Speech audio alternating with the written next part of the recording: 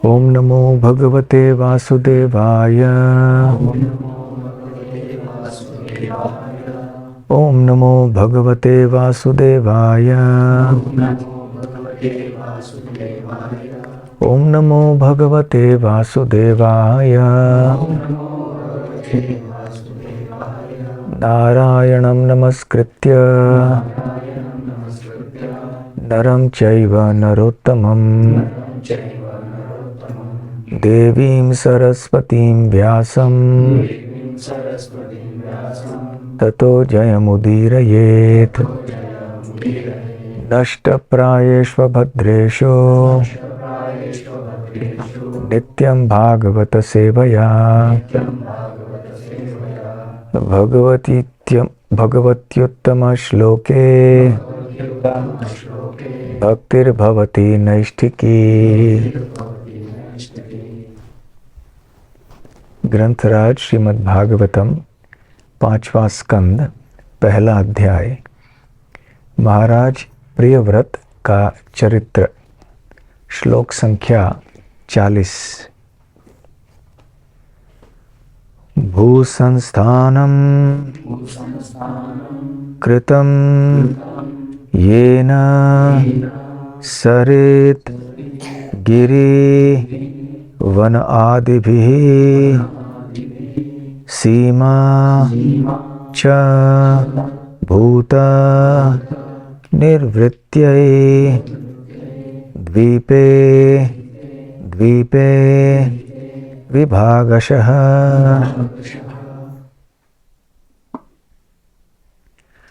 भूसंस्थानं कृतं येन सरित गिरिवनादिभिः सीमा च भूत निर्वृत्यै द्वीपे द्वीपे विभागशः। भूसंस्थानं कृतं येन सरित गिरिवनादिभिः सीमा च भूत निर्वृत्यै द्वीपे द्वीपे विभागशः। भूसंस्थानं कृतं येन सरित गिरिवनादिभिः सीमा च भूत निर्वृत्यै द्वीपे द्वीपे विभागशः।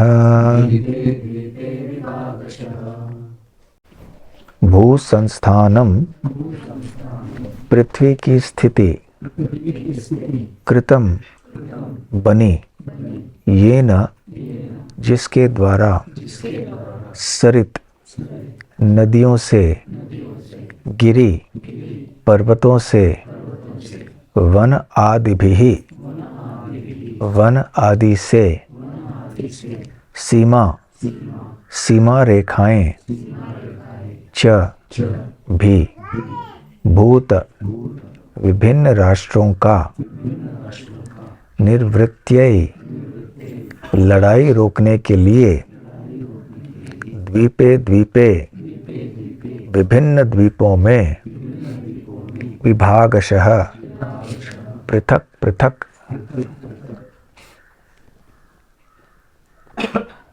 अनुवाद और तात्पर्य श्रीला प्रभुपाद द्वारा।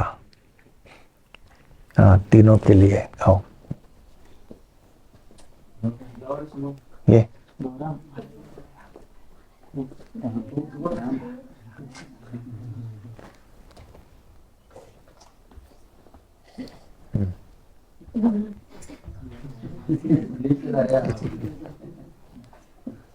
ये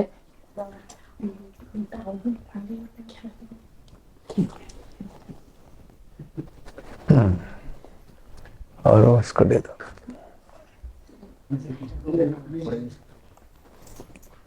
गौरंग को दे दो।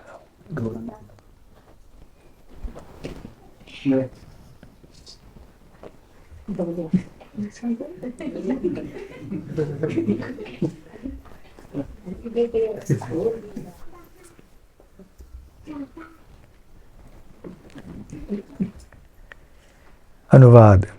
विभिन्न लोगों में पारस्परिक झगड़ों को रोकने के लिए महाराज प्रियव्रत ने नदियों, पर्वतमालाओं तथा वनों के द्वारा राज्यों की सीमाएं निर्धारित की, जिससे कोई एक दूसरे की संपत्ति में घुस न सके।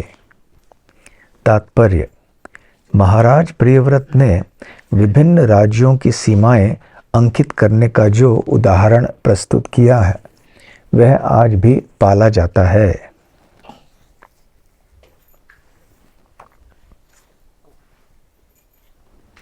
जैसा कि यहाँ सूचित किया गया है, विभिन्न जातियों के लोग विभिन्न भागों में रहते हैं। अतः उन भागों की, जिन्हें यहाँ द्वीप कहा गया है, सीमाएं विभिन्न नदियों, वनों तथा पर्वतों द्वारा सुनिश्चित कर दी जानी चाहिए। महाराज पृथु के संबंध में भी ऐसा ही कहा गया है। वे अपने पिता के मृत शरीर से उत्पन्न हुए थे।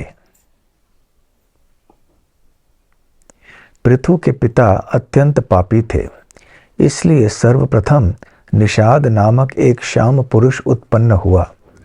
निषाद जाति को वन में रहने के लिए स्थान मिला, क्योंकि वे जन्म से चोर तथा उचक्के होते हैं। जिस प्रकार पशुओं को विभिन्न जंगलों तथा पहाड़ियों में रखा जाता है, उसी प्रकार से मनुष्य भी पशु की भांति वहां रहते हैं। जब तक कृष्ण भावना नहीं जगती, कोई भी मनुष्य सभ्य जीवन नहीं बिता सकता, क्योंकि वह अपने कर्म तथा गुण प्रभाव के कारण किसी अवस्था में रहने के लिए बाध्य है। यदि मनुष्य मेल पूर्वक तथा शांति से रहना चाहते हैं, तो उन्हें कृष्ण भावनामृत ग्रहण करना चाहिए, क्योंकि देहात्म बुद्धि से वे उच्चतम मानदंड को कभी भी नहीं प्राप्त हो सकते। महाराज प्रियव्रत ने इस भूमंडल को अनेक द्वीपों में इसलिए विभाजित कर दिया, जिससे प्रत्येक वर्ग के लोग शांति पूर्वक रह सकें और एक दूसरे से झगड़े नहीं। राष्ट्रवाद की आधुनिक संकल्पना महाराज प्रियव्रत द्वारा किए गए विभागों से ही विकसित हुई है।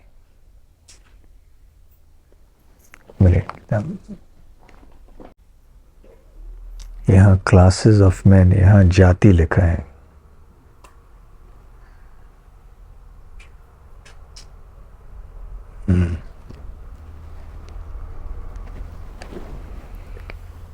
ओम ज्ञानतिमिरान्धस्य ज्ञानाञ्जनशलाकया चक्षुरुन्मीलितं येन तस्मै श्रीगुरवे नमः।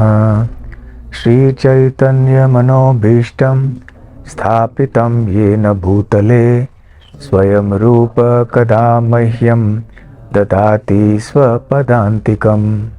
वन्देऽहं श्रीगुरो श्रीयुतपदकमलं श्रीगुरून् वैष्णवांश्च श्रीरूपं साग्रजातं सहगण रघुनाथान्वितं तं सजीवं साद्वैतं सावधूतं परिजनसहितं कृष्णचैतन्यदेवं श्रीराधा कृष्णपादां सहगण ललिता श्रीविशाखान्वितांश्च।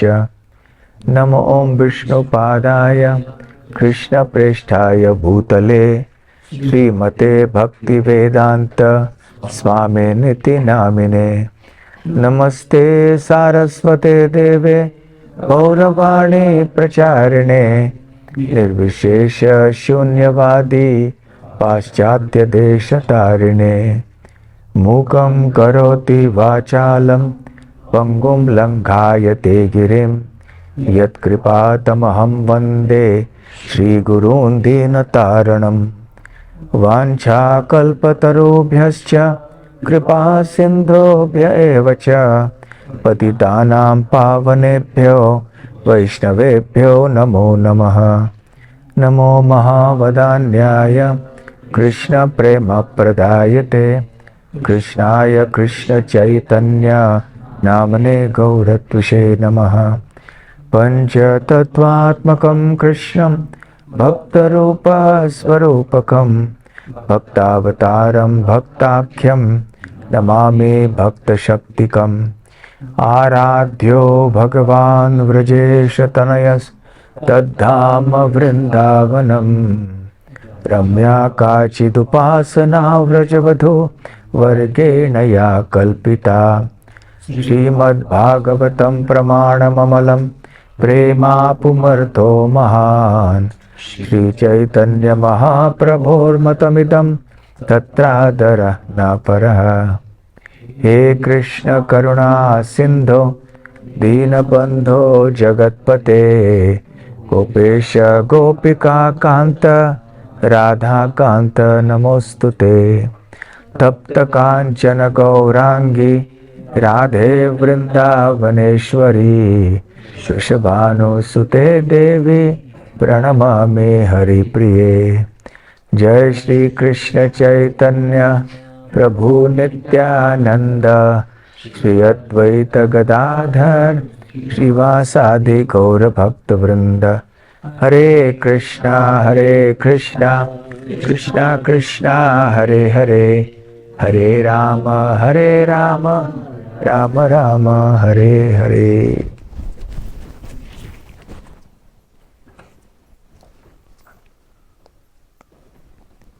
महाराज प्रियव्रत ने, जैसे कि पिछले श्लोकों में बताया गया है, ऐसे कार्य किए कि भगवान के अतिरिक्त ऐसे कोई कार्य नहीं कर सकता है। ऐसे प्रभावशाली अद्भुत कार्य उन्होंने संपन्न किए। और एक उदाहरण पिछले श्लोक में दिया गया था। उन्होंने रात्रि के अंधकार को दूर किया और अपने रथ के पहियों की नेमी से 7 समुद्र बना दिए। तो ऐसे कार्य कौन कर सकता है भगवान के अतिरिक्त? केवल जिनको विशेष शक्ति पाई जाती है, प्रदान की जाती है भगवान के द्वारा, वही मात्र इस तरह के कार्य कर सकते हैं। ऐसे शक्ति पाने पर पृथु महाराज, प्रियव्रत महाराज जैसे राज ऋषि ये भी जानते हैं कि किस प्रकार के कार्य सारे पृथ्वी के लिए और विशेष करके मनुष्य समाज के लिए लाभकारी होंगे। ऐसा नहीं है कि उनमें शक्ति थी इसलिए उन्होंने मन माने ढंग से कुछ कर लिया और उससे बहुत हानि पहुंची।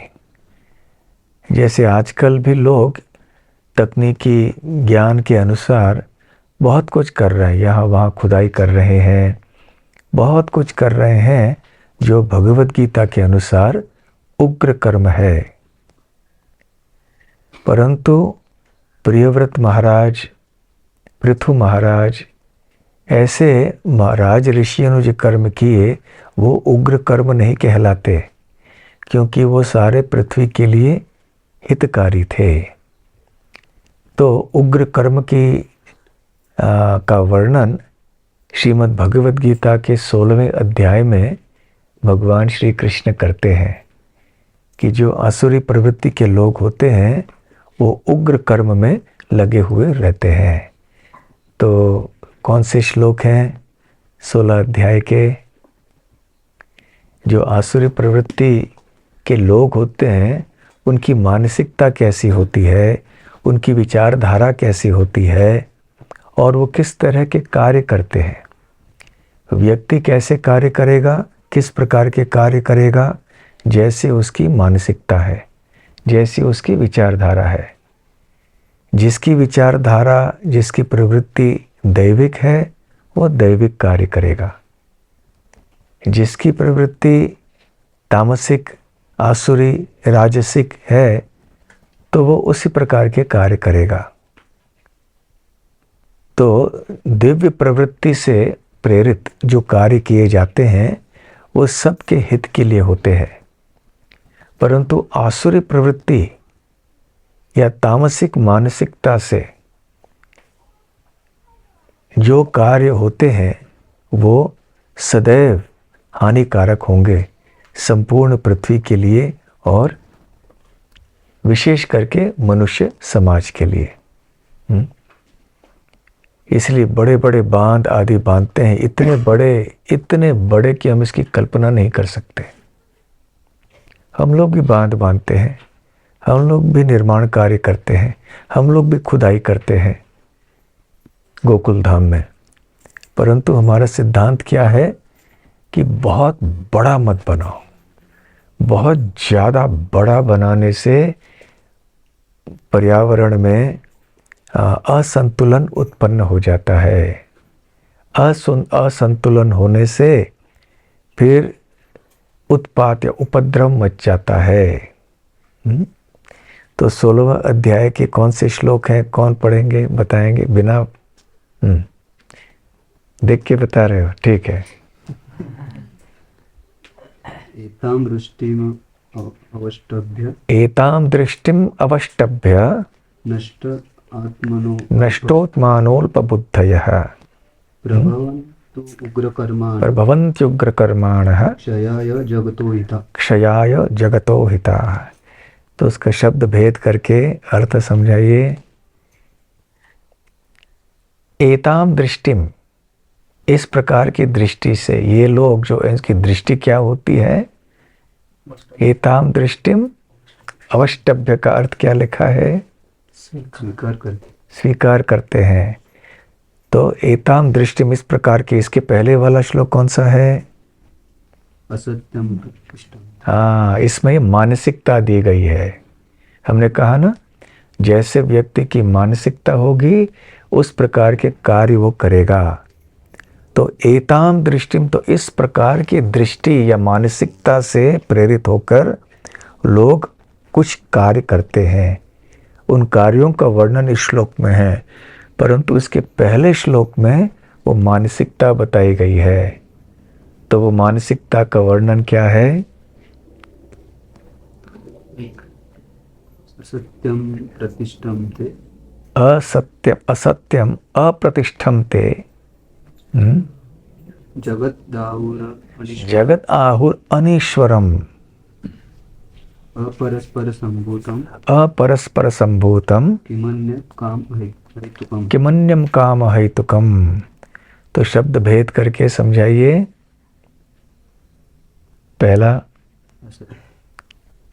पहला लाइन क्या है? पहला पाद क्या है? असत्यम अप्रतिष्ठम्ते क्या है?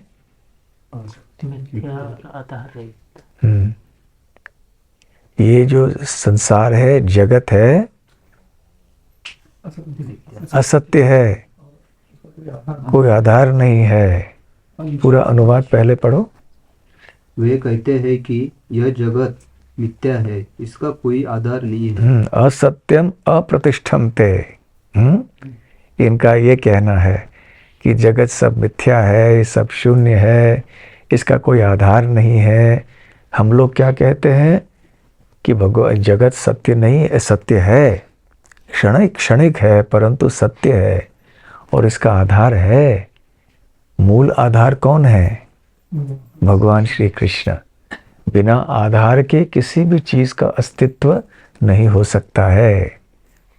तो परंतु आसुरी प्रवृत्ति के लोग क्या बोलते हैं? असत्यम अप्रतिष्ठम्ते, फिर जगत आहुर अनीश्वरम। आहु मतलब वो कहते हैं, तो ऐसे मानसिकता वाले लोग क्या कहते हैं? जगत अनीश्वरम, ईश्वर है ही नहीं, भगवान नहीं है। इसलिए धर्म की क्या आवश्यकता है, भक्ति की क्या आवश्यकता है, आध्यात्मिक जीवन की क्या आवश्यकता है? तो केवल एक ही उद्देश्य है, वो क्या है? परस्पर संभूतम किमन्य काम हेतुकम। इसका क्या अर्थ है?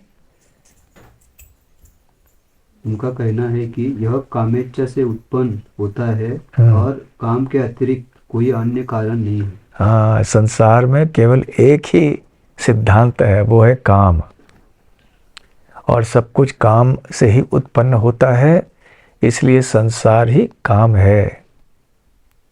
बस ये इनकी धारणा है। यहाँ भगवान नहीं, सृष्टिकर्ता नहीं है ना, कोई पाप पुण्य का विचार नहीं, कोई अच्छा बुरा का विचार नहीं, कोई देवी आसुरी आदि का कोई भेद नहीं। सब कुछ काम से उत्पन्न होता है, और इसलिए भगवान को भी नहीं मानना चाहिए, ये सब असत्य है। इसलिए जैसे चार्वक ने क्या कहा, चार्वक मुनि जो नास्तिक ऋषि थे, हाँ, ऋणम कृत्वा घृतम पिबेत यावत् जीवेत सुखम जीवेत भस्मीभूतस्य देहस्य किम पुनरागमनो भवेत। कि खाओ पियो मौज करो, भोग करो, खूब भोग करो। क्यों भोग करना चाहिए? कल किसने देखा? हाँ, कल किसने देखा? कल किसने देखा है। हम लोग क्या कहते हैं, कल किसने देखा है इसलिए भक्ति करो। वो कहते हैं कल किसने देखा है इसलिए भोग करो। यावत जीवेत सुखम जीवेत, जब तक जी रहे हो खूब भोग करके जियो।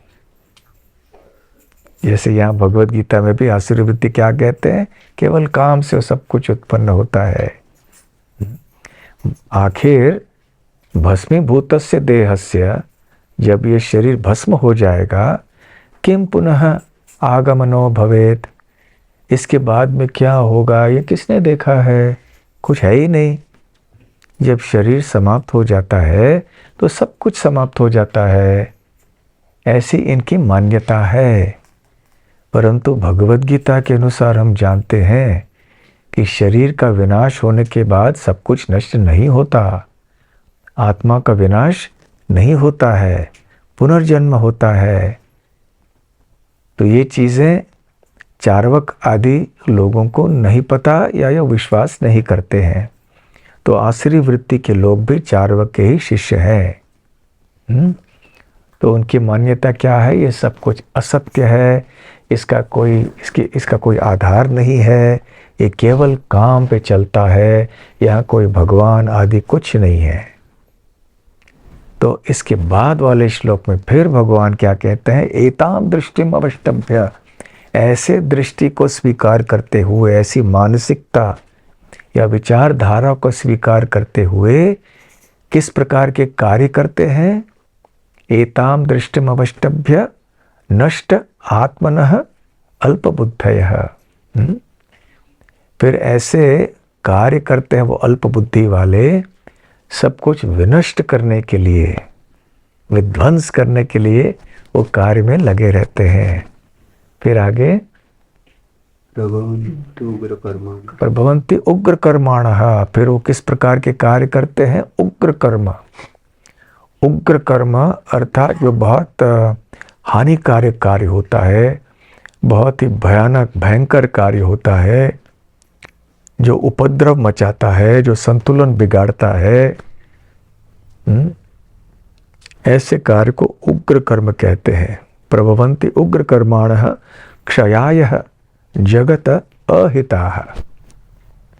तो ऐसे उग्र कर्म करते हैं और क्या करते हैं, जगत के अहित के लिए कार्य करते हैं, जिससे सब चीज़ों का क्षय होता है। आध्यात्मिक जीवन अक्षय जीवन के लिए है, परंतु ये लोग सब कुछ क्षय करना चाहते हैं, जगत के अहित के लिए, जगत के नुकसान के लिए कार्य करते हैं। तो ऐसी आसुरी प्रवृत्ति से प्रेरित होकर व्यक्ति इस प्रकार के कार्य करते हैं, उग्र कर्म। उग्र कर्म के कोई उदाहरण आप दे सकते हैं, आधुनिक काल के या प्राचीन काल के भी, जो बहुत विशेष कोई बड़े उग्र कर्म हो। बड़े हाँ, धरण आदि पानी को रुकावट करके उसको बड़े बांध बांध जो बांधते हैं बहुत बड़ा, केवल छोटे जैसे हम लोग भी बांध रहे हैं, छोटे छोटे बांध बांधना इसमें कोई समस्या नहीं, लेकिन इतने बड़े बड़े बड़े बांध बांधते हैं जिसमें पहाड़ों को नष्ट करते हैं, पूरे पर्यावरण को नष्ट करते हैं, पर्यावरण में जो संतुलन है उसको बिगाड़ डालते हैं। हजारों हजारों किलोमीटर तक इनका बांध चलता है। चीन में एक बांध है जो सबसे दुनिया में बड़ा माना जाता है, सैकड़ों सैकड़ों किलोमीटर तक ये चलता है ये बांध, इसका सारा प्रभाव जो होता है। और उसका परिणाम ऐसे कहते हैं लोग, वैज्ञानिक लोग कहते हैं संपूर्ण विश्व में हो रहा है उसका। ठीक है, ये एक उदाहरण हुआ। और क्या? उग्र कर्म। बड़े बड़े कुएं, बड़े बड़े कुएं नीचे में जाके जो ऑयल निकाल रहे हैं। हाँ, तेल का खनन, तेल निकालने के लिए बहुत नीचे नीचे नीचे जाते हैं, खुदाई करते हैं, समुद्र में भी हो और यहाँ भूतल में भी हो, बहुत नीचे जाते हैं और उसमें से तेल निकालते रहते हैं। और इतना सब निकालना, थोड़ा कुछ जब कम मात्रा में किया जाता है कोई भी चीज़, तो फिर उससे उतना उपद्रव नहीं होता है। लेकिन हम किसी चीज़ को बहुत बड़ी मात्रा में उत्पादन करते हैं, निकालते हैं भूमि से, तो फिर असंतुलन हो जाता है। तो इतना तेल निकालते हैं, लाखों लाखों करोड़ों अरबों अरबों लीटर निकालते रहते हैं। वो तेल बनने के लिए कितने कोटि कोटि वर्ष बीते, ये बस 50-100 साल में सब खाली कर देते हैं। तो इतनी खुदाई, इतना खुदाई करने के लिए क्या करना पड़ता है, इतना बड़े बड़े यंत्रों को लाना, सारे पृथ्वी को हिला डालते हैं उन चीज़ों से। और वैज्ञानिक दृष्टि से भी देखा जाए कि जब इतना तेल वहाँ है उसको निकाला जाता है तो उसका भी संतुलन बिगड़ जाएगा कि नहीं? हाँ, पानी भरते हैं लेकिन पानी और तेल का अलग अलग होता है। हाँ, तो ये ठीक है, तेल के लिए खुदाई करना ये एक और उग्र कर्म है। और तो अच्छा खेती वाला, हाँ, खेती वाला जमीन को लेके, क्या? अच्छा खेती वाला जमीन को लेके उधर बड़े बड़े अपार्टमेंट्स ऐसा डेवलप होता है। जैसे खेती के ज़मीन को लेके उसको खेती न करके बहुत बड़े बड़े शहर उधर स्थापित करना। बेंगलोर में आप देखेंगे, बेंगलोर वो पेड़ों के और उद्यानों का शहर माना जाता था। आज भी बड़े बड़े पेड़ हैं वहाँ पे सुंदर, परंतु इतने सारे वहाँ सरोवर हुआ करते थे बेंगलोर में, तालाब हुआ करते थे। सब लोगों ने क्या किया, लोभ के कारण जल को सुखा दिया और उस भूमि को हड़प करके वहाँ बड़े बड़े उसको मिट्टी भर के, या कभी कभी मिट्टी नहीं भी भर के, वहाँ बड़े बड़े अट्टालिकाएं बना दी, मकान वगैरह बना दिए। इसलिए बेंगलोर में पानी की इतनी समस्या हो रही है। इस बार तो अधिक हुआ, बहुत समस्या बढ़ गई बेंगलोर में।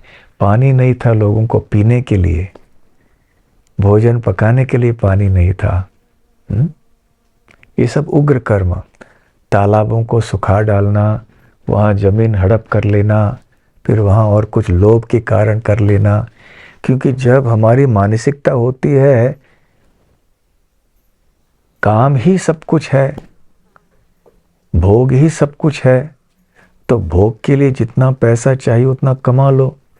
भले प्रकृति का शोषण होता हो, भले अन्य पशुओं को, मनुष्यों को बाद में चल के कष्ट होता हो, कोई परवाह नहीं, हमें धन मिलेगा, हम भोग कर पाएंगे। तो इस प्रकार की स्वार्थी मानसिकता से ऐसे उग्र कर्म करते हैं। और हमारे सामने जीता जागता उदाहरण बेंगलोर का है, और ऐसे कई शहर हैं, स्थान हैं अनेक जगहों में पहाड़ों के पहाड़ काट दिए जाते हैं। कितनी जगह आप जाएंगे, दिल्ली के आसपास वृंदावन से जाते समय दिल्ली उसके अरावली पर्वतमाला में सारे पहाड़ों के पहाड़ काट दिए उन्होंने। क्यों? उसमें कोई पत्थर मिलता है, कुछ मिलता है। और कोई उग्र कर्म का उदाहरण? हाँ, खेती की बात है, जैसे कि वो ट्रैक्टर चला रहे हैं अभी, कल बैलों के अलावा ट्रैक्टर चला रहे हैं। ट्रैक्टर चलाना, पर उससे अधिक क्या है कि जमीन में रासायनिक पदार्थों को भर देना, ये विष है। तो जमीन को विषैला कर देना। जमीन को विषैला करना अर्थात जो जमीन के भीतर जल है वो भी विषैला हो जाता है, फिर उसका हम पान करेंगे। पंजाब में, पंजाब प्रांत में जो सबसे हरित देश प्रांत माना जाता है भारत का, और सबसे उपजाऊ जमीन वहाँ पे थी, आज कम होती जा रही है। और वहाँ पे खेती इतनी उपजाऊ है ज़मीन, सब जगह खेती खेती आप देखेंगे, लेकिन उन्होंने इतने रासायनिक पदार्थों का प्रयोग किया खेती के लिए कि वो पूरी ज़मीन विषैला बन गया और पानी भी पूरी तरह से खराब हो गया। इसलिए वहाँ पे एक लेख मैंने पढ़ा था समाचार पत्र में कि जन्म से ही अपंग बच्चों के और ऐसे विकृत बच्चों के जन्म ज़्यादा हो रहे हैं पंजाब में। ऐसे एक लेख मैंने पढ़ा था। ये सारे रोग आदि विकार शरीर में हो रहे हैं जन्म से, क्यों होते हैं? इसके कई कारण हैं उसमें, परंतु इसमें से एक मुख्य कारण ये है कि ये सब हमने उग्र कर्म करके सारे ज़मीन को और सारे पानी को प्रदूषित कर दिया है। क्यों? हम ज़्यादा उत्पादन करना चाहते हैं, ज़्यादा कमाना चाहते हैं, ज़्यादा भोग करना चाहते हैं, इसलिए सब कुछ नष्ट कर दिया हमने।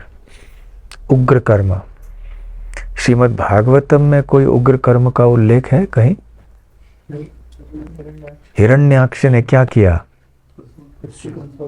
सोने के लिए खुदाई करने के लिए सारे पृथ्वी को अपनी कक्षा से हिला डाला। तो पृथ्वी गर्भोदक सागर में गिर पड़ी। फिर वराहदेव को आना पड़ा पृथ्वी को फिर से उठाने के लिए। तो ये सब उग्र कर्म के उदाहरण है। तो इसलिए यहाँ पे फिर से श्लोक पढ़ो। एताम दृष्टिम अवष्टभ्य नष्ट आत्मनो अल्पबुद्धया प्रभवन्तु उग्र कर्माण क्षयाय जगतो। तो इसके बाद वाला श्लोक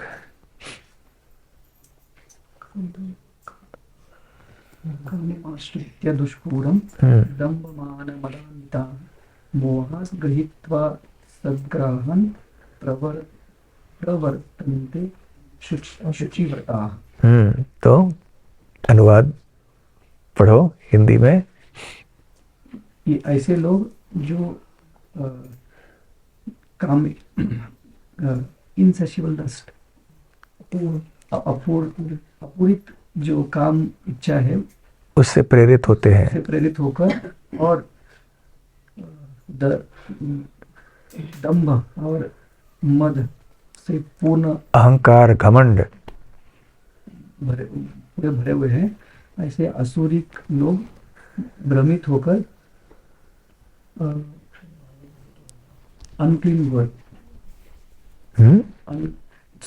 they are always drawn to unclean work, अशुद्ध कार्य करते हैं और attracted by the impermanent।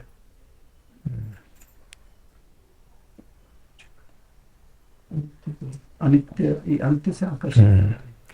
तो ऐसे लोग जो केवल काम से प्रेरित होते हैं उनमें क्या हो जाता है?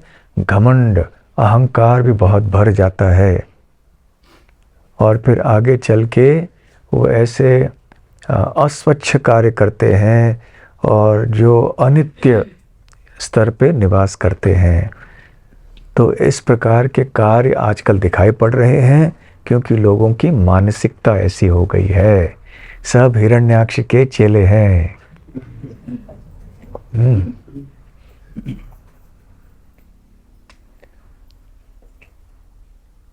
आजकल अनेक देशों में ज़मीन के अंदर ट्रेन होते हैं। उन्होंने ट्रेन के लिए, रेलगाड़ी के लिए व्यवस्था की है। कोरिया, जापान, विभिन्न देशों में कितने 3 किलोमीटर 5 किलोमीटर ज़मीन के अंदर खुदाई करके वहाँ रेलवे लाइन, रेलगाड़ी के लिए लाइन बनाई है। और लोग पहले नीचे जाते हैं, वहाँ फिर जाते हैं। 3 किलोमीटर नीचे, 3 किलोमीटर कम जगह नहीं है, कम अंतर नहीं है। फिर इतना सब खुदाई करके अंदर पृथ्वी को हिला डालना इस तरह से, इससे कुछ न कुछ तो परिणाम होगा ना, जिसको हम समझ नहीं सकते, अनुमान नहीं लगा सकते कि ऐसे करने से परिणाम क्या होगा, लेकिन कुछ तो होगा। इसलिए कहीं कुछ भूकंप हो गया, कहीं कुछ बाढ़ हो गया, कहीं कुछ ज्वालामुखी हो गई, इस तरह से कुछ न कुछ हो जाता है। उग्र कर्म का परिणाम ये है। तो एक तरफ हिरण्याक्ष के उग्र कर्म, दूसरी ओर पृथु महाराज और प्रियव्रत महाराज के कार्य, जो भी बड़े बड़े थे, परंतु इनकी वृत्ति, इनकी मानसिकता सही थी। और उनको क्या करना है, क्या नहीं करना है, समाज के और संसार के हित के लिए उनको पता था।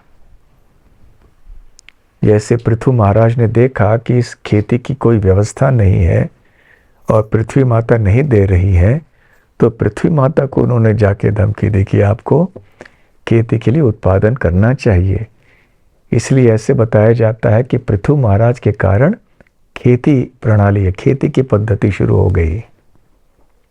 उसके पहले सत्ययुग आदि में लोग खेती नहीं करते थे, केवल पेड़ों में इतने फल आदि सब आते थे, सब उसको खा के संतुष्ट रहते थे।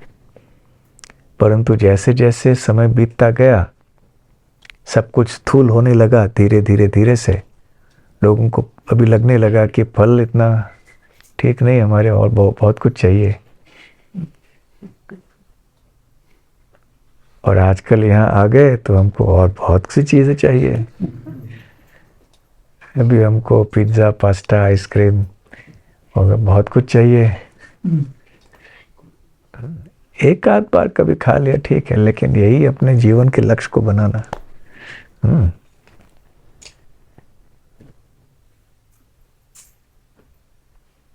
तो इस प्रकार से लोग जब अपने जीवन का उद्देश्य ऐसा बना देते हैं तो फिर उत्पात हो जाता है। प्रियव्रत महाराज ने देखा कि समाज के हित के लिए क्या है। यहाँ इनको खेती चाहिए, उनको पानी चाहिए, समुद्र चाहिए। समुद्र क्यों चाहिए? हाँ, समुद्र में तो नमकीन पानी होता है। नमकीन पानी हम पी भी नहीं सकते। हाँ, ऐश्वर्य मिलता है, मोती वगैरह मिलता है, परंतु इससे अधिक क्या? बारिश, जल चक्र, सूर्य की उष्णता से समुद्र के जल का वाष्पीकरण होता है। वो वाष्पीकरण होकर बादलों में परिवर्तित होता है। बादलों से फिर पानी के रूप में नीचे आता है जमीन के ऊपर। उसमें नमक नहीं होता है। तो इसलिए देखिए कितनी सोच थी इनकी, कैसे उन्होंने व्यवस्था कर दी।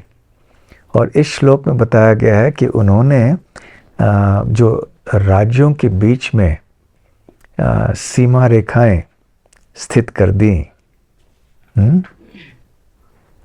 ताकि लोगों के बीच में झगड़े ना हो। और प्रभुपाद जी यहाँ कहते हैं कि राष्ट्रवाद का आधुनिक संकल्पना महाराज प्रियव्रत द्वारा किए गए विभागों से ही विकसित हुई है। तो आज हम राष्ट्रों को देखते हैं ना, अलग अलग राष्ट्र हैं। अमेरिका है, चीन है, ये अलग अलग अलग देश है। तो ये जो एक धारणा है कि हम अलग अलग राज्यों को बनाएंगे, ये महाराज प्रियव्रत से शुरू हुई। इसके पहले संपूर्ण विश्व एक ही था, एक विश्व सम्राट के नीचे सब चलता था। फिर जब लोगों के अंदर झगड़े होने लगे, उनको अलग रखने की आवश्यकता पड़ी, तो अलग रखने के लिए फिर कोई एक आधार चाहिए, किस आधार पे उनको अलग रखें, तो सीमाएं बना ली। तो आपकी ये ज़मीन, ये आपकी ये ज़मीन, आप इनके ज़मीन में नहीं जाना, आप इनके इसमें नहीं, ज़मीन में नहीं आना। परंतु सीमा रेखाएं बनाई कैसे? तो प्रकृति ने जो बनाई हुई है सीमाएं, उस आधार पे उन्होंने बना ली।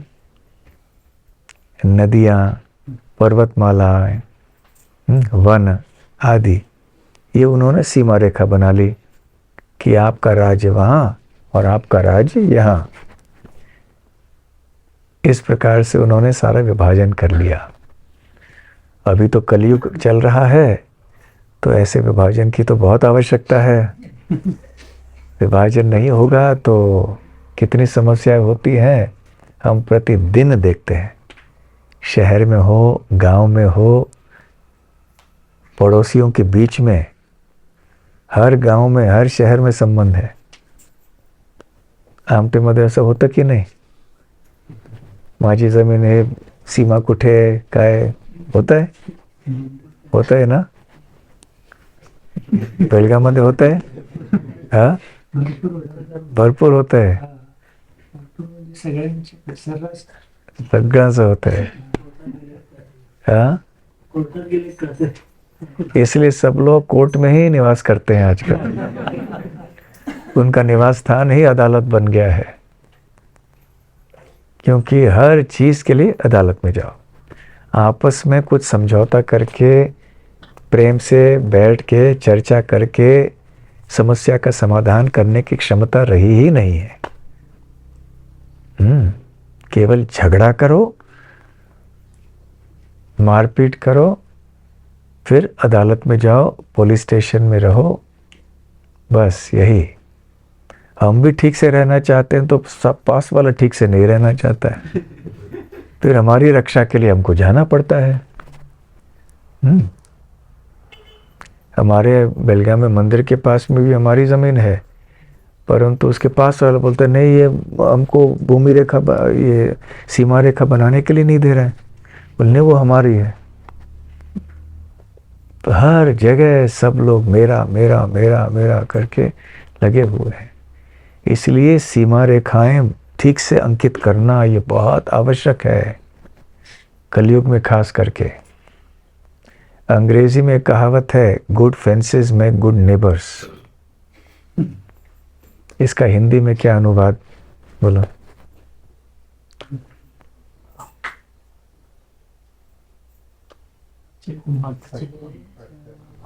हाँ,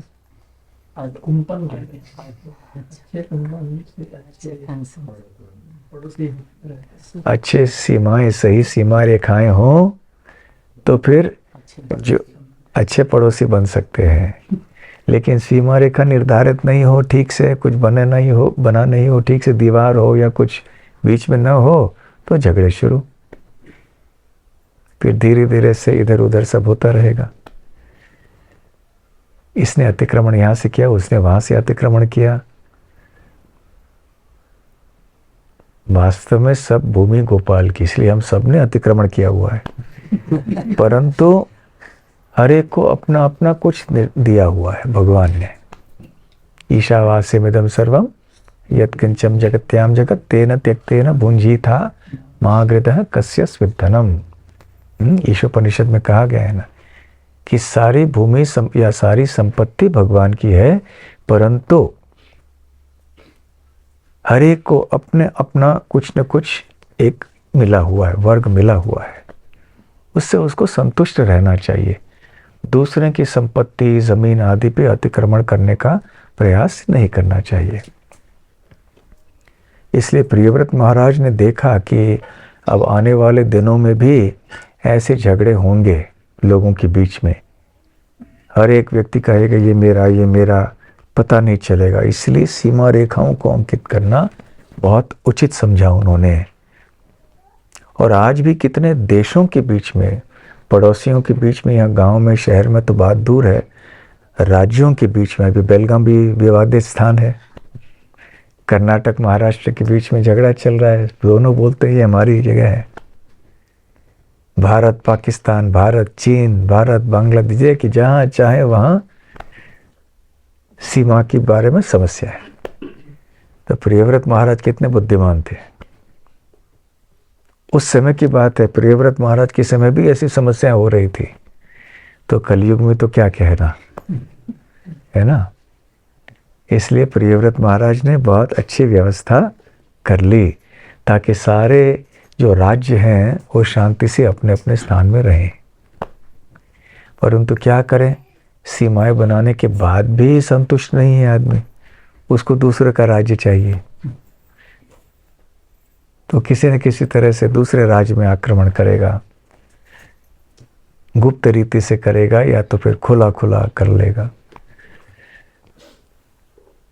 तो ये प्रियव्रत महाराज के अद्भुत कार्यों का वर्णन चल रहा है, जिसमें ये और एक उदाहरण है। हरे कृष्ण कृष्ण कृष्ण हरे हरे, हरे राम राम राम हरे हरे। कोई प्रश्न?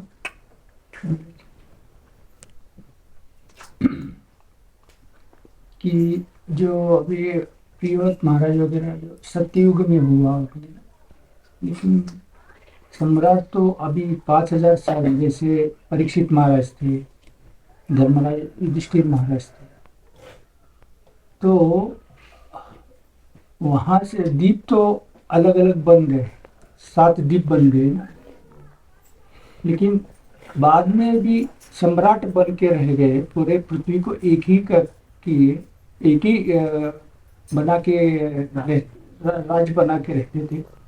तो प्रियव्रत महाराज सतयुग में हुए, कलयुग के बाद, मतलब परीक्षित महाराज के? नहीं, जब ये युधिष्ठिर महाराज, प्रियव्रत महाराज विश्व सम्राट हैं इत्यादि, संपूर्ण विश्व के ऊपर राज्य कर रहे थे, जब ऐसे कहा जाता है तो इससे हमें ये नहीं समझना चाहिए कि अन्य कोई राजाएं नहीं थे या अन्य राज्य नहीं थे। विश्व भर में छोटे बड़े राजा थे, उनके अपने अपने राज्य थे, परंतु वो विश्व सम्राट के अधीन थे, उनको वो कर देते थे। इसलिए अश्वमेध यज्ञ आदि वो होते थे, जहाँ घोड़ा जाए वो मेरा, तो वो लोग उनको कुछ कर देते थे, मैं आपके अधीन हूँ। यदि वो ऐसा नहीं माने तो फिर युद्ध हो जाता था, फिर ज़बरदस्ती वो उसको कब्जा कर लेता था।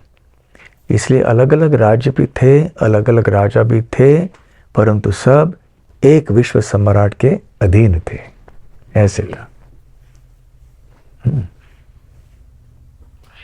इसलिए हम देखते हैं कि महाभारत, कुरुक्षेत्र के युद्ध में भी विश्व भर से अलग अलग राज्यों के राजा आए, जबकि वहाँ पे युधिष्ठिर महाराज भी विश्व सम्राट थे, पर कहाँ से आए सब? उनके अलग अलग राज्य थे, इसलिए तो आए। और किसी ने हाथ ऊपर किया?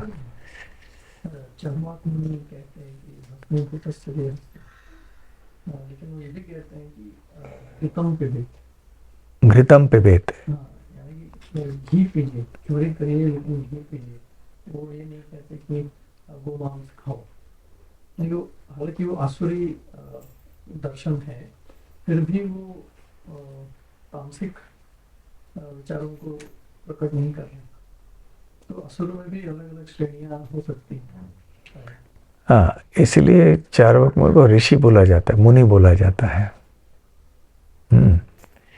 ये बात सही है कि वो घृतम पिबेत बोल रहे हैं, चार्वाक मुनि, गोमांस खाओ नहीं बोल रहे हैं। तो इसका मतलब है कि जो भोगवाद में भी या नास्तिकवाद में भी श्रेणियां होती हैं, तो भोगवाद तो सात्विक नहीं है, या निरीश्वरवाद सात्विक नहीं है। सत्वगुण का एक लक्षण है कि भगवान में विश्वास करना कि कोई है, ईश्वर है कोई। तो हाँ, अवश्य परंतु सिद्धांत क्या है? भोग करना, खूब भोग करो, ये बात है। लेकिन इससे और ज़्यादा भोगवादी राजसिक ज़्यादा हो सकते हैं और तामसिक ज़्यादा हो सकते हैं, उनमें भी श्रेणियां अवश्य है। झगड़ा की परस्पर झगड़ा न करते हुए आप अपने यहाँ पे भोग करो, मैं मेरे राज्य में भोग करूंगा, लेकिन झगड़ा नहीं करना। ऐसे संभव नहीं है ना कि आप वहाँ भोग करो, मैं यहाँ भोग करूँगा, क्योंकि भोग प्रवृत्ति की सीमा नहीं होती। भोग के साधन जो मेरे पास हैं, उपलब्ध मेरे लिए हैं, उससे मैं संतुष्ट नहीं रहता हूँ ना, ये समस्या है। यदि मुझे मिला है मेरे प्रारब्ध के अनुसार, बस उसका भोग करके मैं संतुष्ट रहूं तो फिर ठीक है। परंतु भोग प्रवृत्ति, आसुरी वृत्ति ऐसी रहती है कि मैं संतुष्ट नहीं रहता हूं, इसलिए दूसरे की संपत्ति को भी हड़ के उसका भी भोग करना चाहता हूं। इसलिए ये होगा नहीं। जैसे जब तक आसुरी वृत्ति रहेगी, भोग वृत्ति रहेगी, लोग अलग अलग शांति से बैठ के रह नहीं सकते, एक दूसरे को हैरान करते रहेंगे।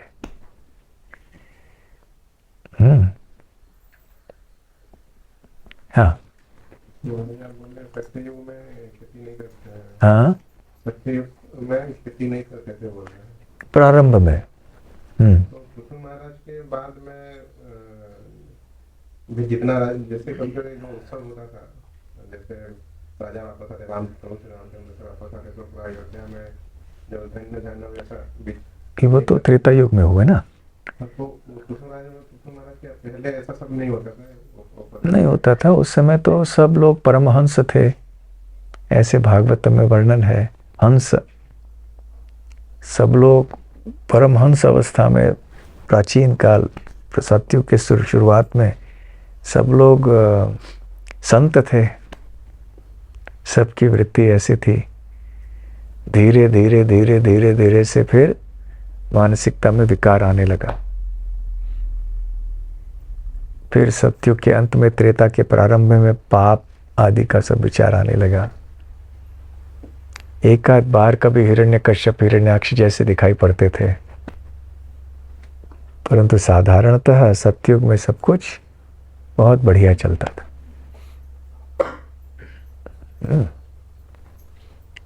तात्पर्य में ये बता रहा है कि अगर हमको शांति और समृद्धि में रहना है तो कृष्ण भावनामृत को अपनाना चाहिए।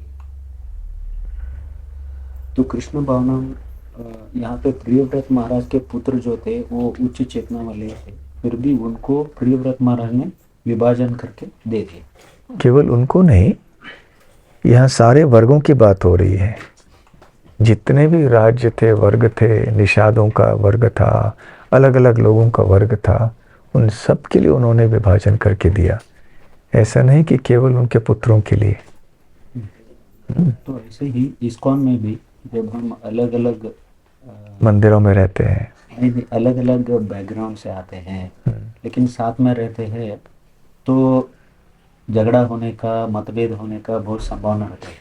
तो इधर समृद्धि और शांति चाहिए तो सबको अपना अपना बांट के देने से, विशेष करके जब ब्राह्मण होते हैं, क्योंकि दो ब्राह्मण एक जगह एक ही विचारधारा से आगे नहीं बढ़ते, तो अलग अलग विभाजन करके देने से ही ये संभावना है। इसका अलग अलग विभाजन करना ठीक है, थोड़ी बहुत सीमाएं, सेवा के स्पष्टीकरण। हम विभाजन के बजाय ये कहें कि स्पष्टीकरण होना आवश्यक है कि किसकी जिम्मेदारी क्या है, किसकी सेवा क्या है, किसकी अधिकार की सीमाएं क्या है। ये सब स्पष्टीकरण हो तो फिर झगड़े कम होते हैं।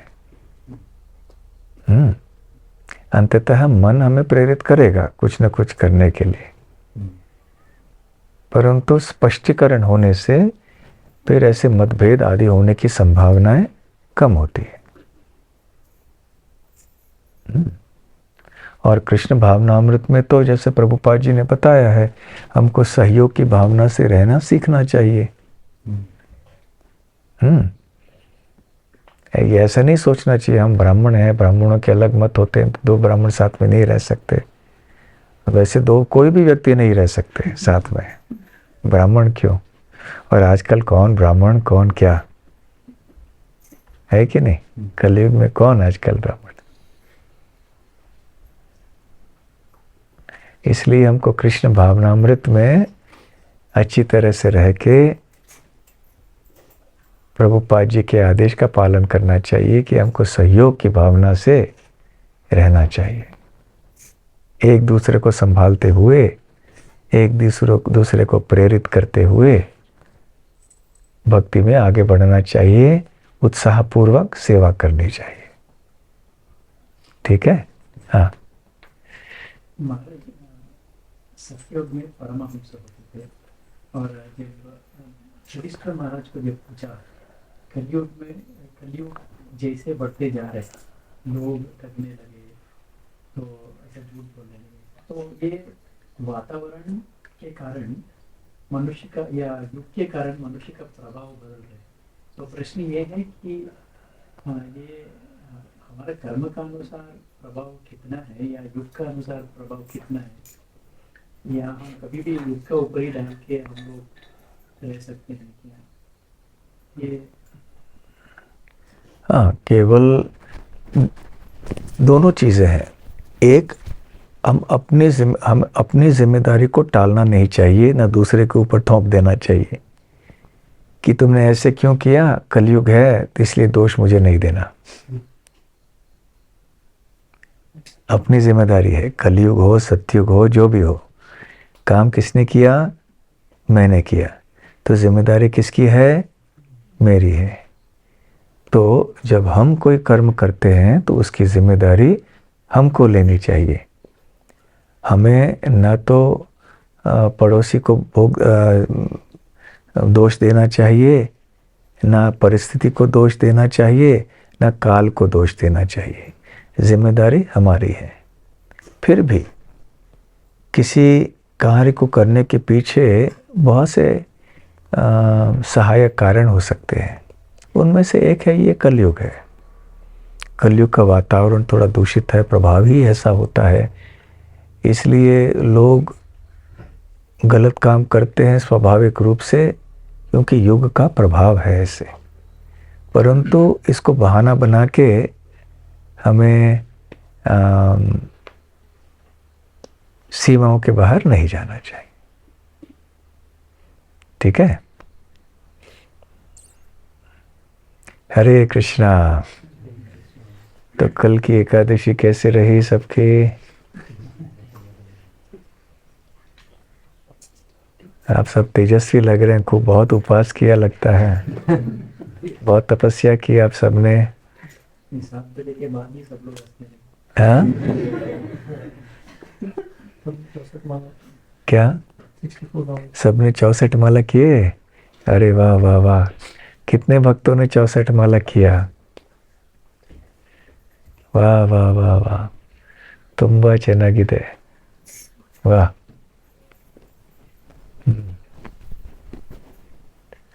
92 वाले भी है। 92 वाले भी है। अरे वाह, छान छान, खूब छान। तो प्रसाद लेने के बाद सब संतुष्ट हुए आज सुबह?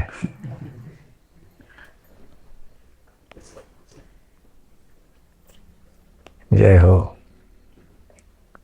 बेलगाम में भी सारे भक्त मिले थे, इकट्ठे हुए थे मंदिर में 64 माला जप करने के लिए। कई भक्तों ने किया, कम ज़्यादा किया होगा किसी ने, लेकिन इकट्ठे हुए थे। तो ऐसा भी कर लो आप कि हर निर्जल एकादशी पे 64 तो करना, लेकिन हर एकादशी पे 32 कर लो। क्यों? अच्छा प्रस्ताव है? हाँ, घबरा गए? हाँ, हर एकादशी को माला। हाँ,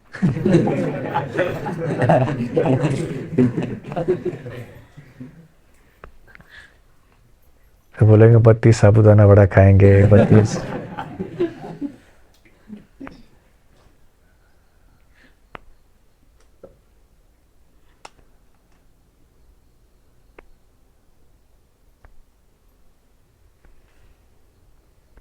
अभी बेलगाम मंदिर में रसोई घर में अभी हम ये करना चाहते हैं कि जो हमारे मसाले हैं, जितने भी मसाले हैं वो खुद बनाना चाहते हैं। अभी बाज़ार से कोई मसाले खरीदना नहीं है,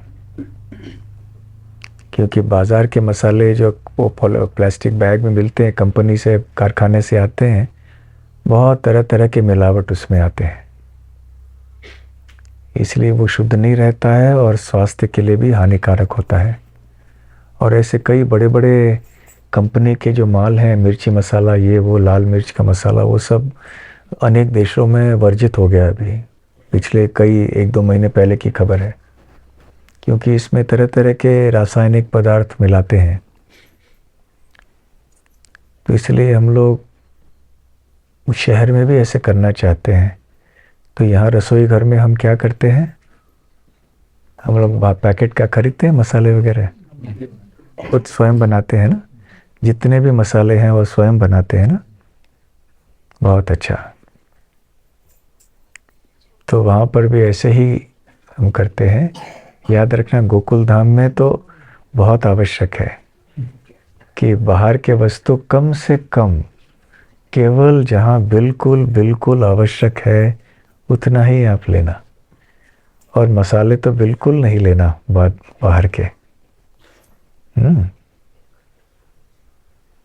और तेल भी अभी वहाँ रिफाइंड तेल तो बंद कर दिया, बंद करना है, अभी किया नहीं, बंद करना है। यहाँ पे हम लोग घानी से करवा लेते हैं ना। कौन सा तेल इस्तेमाल करते हैं यहाँ पे?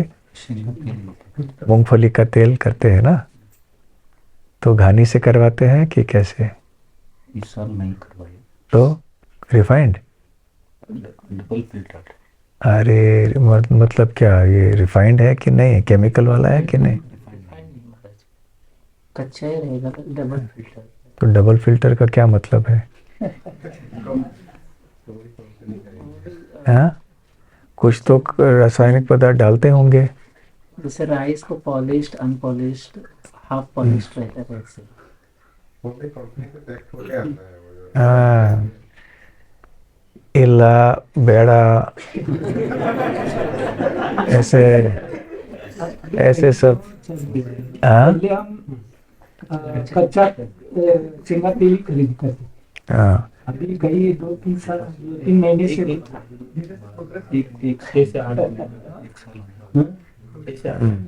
तो अभी हमको कच्चा तेल, घानी का तेल ही प्रयोग करना चाहिए। भले इलेक्ट्रिक घानी में भी करके लाएं, भले वो करे, लेकिन वो बाजार का पैकेट वाला, बोतल वाला बिल्कुल नहीं लें। ठीक है? हाँ,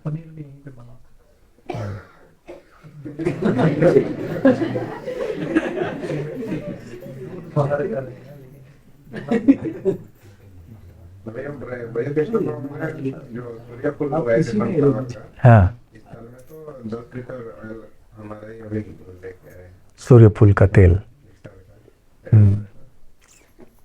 बहुत अच्छा। तो हमें यहीं पे करना चाहिए। अभी हम लोगों ने कई 5, 6, 8 आयुर्वेदिक वैद्यों से बात की है कि आप बताइए कि हमारे मंदिर के रसोई घर के लिए और भक्तों के घर में जो रसोई, वहाँ पे सबसे श्रेष्ठ पकाने के लिए तेल कौन सा होना चाहिए आयुर्वेद के दृष्टि से। तो 1-2-4 दिन में वो सब अपना अपना मत देंगे कि आयुर्वेदिक शास्त्रों में क्या बताया है, कैसे होना चाहिए, कौन सा तेल।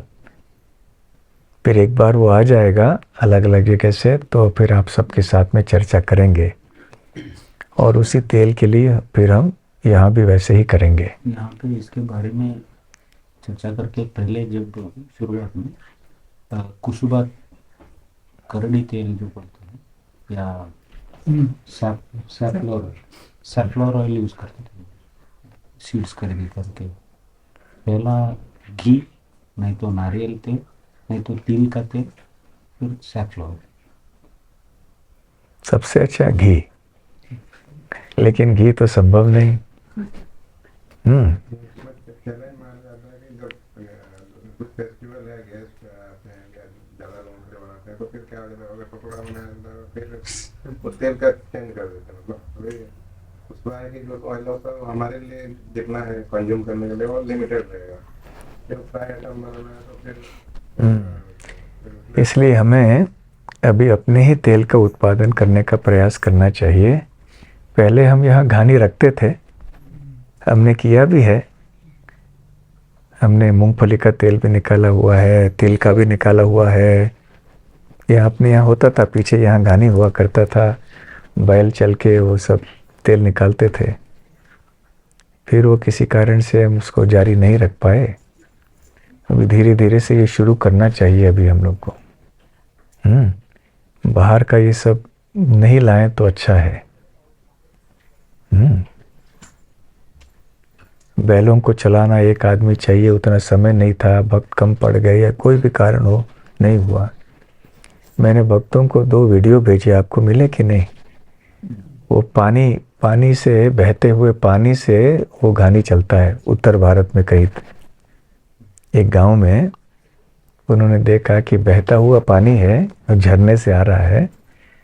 वो झरने से बहते हुए पानी से वो चक्की चलाते हैं, और वो चक्की से फिर वो आटा वगैरह सब बनाते हैं, और वो 24 घंटे चलता है क्योंकि पानी तो बहता है।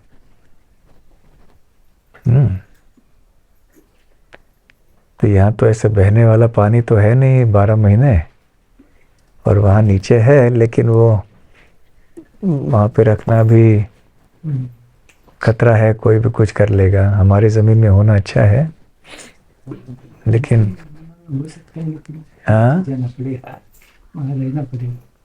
फिर यहाँ भी, हाँ, निवास स्थान जहाँ है वहाँ पे कुछ ऐसे उपाय हो तो पानी के प्रभाव से, पानी के जोर से वो चक्की चलता रहे, 24 घंटे चलता रहेगा। कि जिसको जो जो पिसाई करना है सब उसमें कर सकते हैं। वे गोकुल धाम में हमारी विचारधारा ऐसे होनी चाहिए, याद रखिए। भले हमारे लिए अभी संभव हो तुरंत या न हो, परंतु हमारी मानसिकता ऐसी होनी चाहिए। हर चीज़ में आसान उपाय ढूंढने का प्रयास नहीं करना चाहिए। बाहर के दुकानों में जाके वो पैकेट में खरीद लिया, आसानी से उपाय हो गया। ये गोकुल धाम अन्य प्रकल्पों की तरह नहीं है। ये थोड़ा अलग है, हटके है, क्योंकि यहाँ पे हम लोग बिल्कुल स्वावलंबी जीवन जीना चाहते हैं, है ना। प्रकृति से ही उत्पादन करके सब कुछ लेना चाहते हैं। इसलिए बाहर के पैकेट वाले चीज़ें तो बिल्कुल नहीं लेनी है हमें। हाँ, ठीक है। तो चाहे वो मसाले हमारे हों, तेल हो, जो भी कुछ हो। बेलगाम में जहाँ मैं रहता हूँ उसके पास वाले 4 गुंठा खाली ज़मीन है, उसमें एरंडे कैस्टर के बहुत सारे पेड़ पड़े हैं उधर। तो मैंने किशोर प्रभु से बोला कि जब ये तैयार हो जाएंगे बीज, उसको निकाल लेना सब और यहाँ गोकुलधाम के लिए दे देना। कितने 2-3 किलो होंगे उसमें से बीज निकलेंगे, ज़्यादा आ जाएंगे, 5-10 किलो आ जाएंगे। 5-10 किलो बीज निकल सकते हैं वहाँ से, एरंडा। फिर यहाँ आप दीप आदि के लिए इस्तेमाल कर सकते हैं। टॉर्च, बैटरी सब करने के बजाय अभी सबको टॉर्च बैटरी की आदत पड़ गई। कंदील लगाना वगैरह सब करना कंटाळा येतं, कोण करणार? बटन दाबायचं, करायचं। ते जुनी मानसिकता आमची आहे, शहराची मानसिकता। बटन दाबून सगळं काम सोपं होतं आहे, त्यामुळे आता कोण जळवणार, ते ठेवणार, दीप घेऊन जायचं। पण आठवण ठेवा, आमचा प्रयत्न तसं असलं पाहिजे। हां, ठीक आहे। हरे कृष्णा। ग्रंथराज श्रीमद् भागवतम की जय। श्रील प्रभुपाद की जय। गोकुल धाम की जय। गौर प्रेमानंदे।